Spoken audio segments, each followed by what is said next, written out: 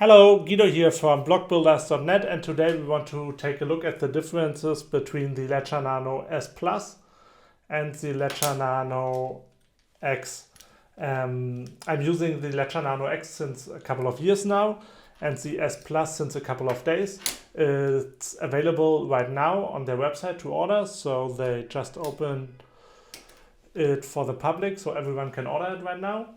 And I tested it a bit, and I want to give you my feelings about it and want to give you a quick comparison. So first of all, the Ledger Nano X is a premium model from Ledger. The main difference between these two is basically that the Ledger Nano X has Bluetooth. So if you plan to use your hardware wallet with your mobile phone, so you can install Ledger Live, the app, on your mobile phone and connect to your Ledger via Bluetooth. If you have the Ledger Nano X, you can't do that with the Ledger Nano S Plus. So it really depends if you want to use Ledger Live on your computer, and I think, or I'm pretty sure, most people will do that.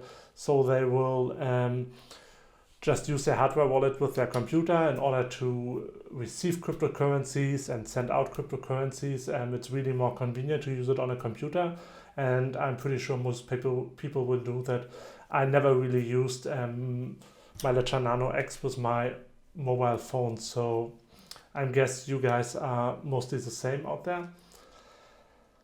So that's basically the main difference. Then they say you have a premium design with the Ledger Nano X. It's hard to tell, like they're really similar. Maybe it's a bit better if you look at the X, but that's not a main factor here.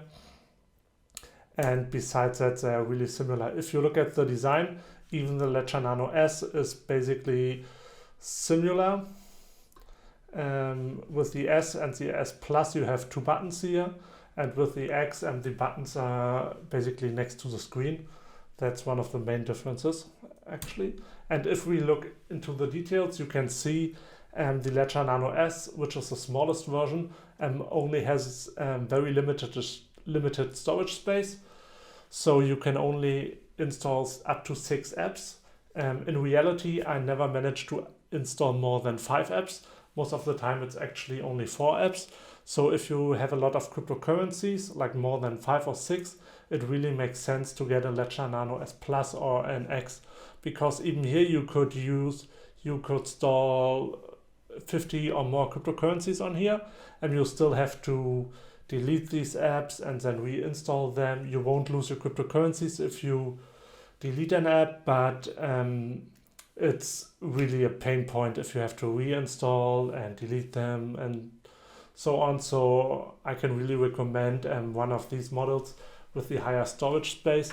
And besides that, you can see the main difference is really the Bluetooth, and that you can use the Nano X with your mobile phone. I mean, you could do that technically with the S Plus with an USB cable from your mobile phone. However, I guess most people won't do that.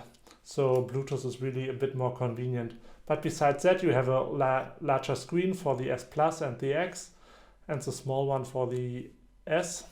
And you can see all these 3 models have the same chip inside.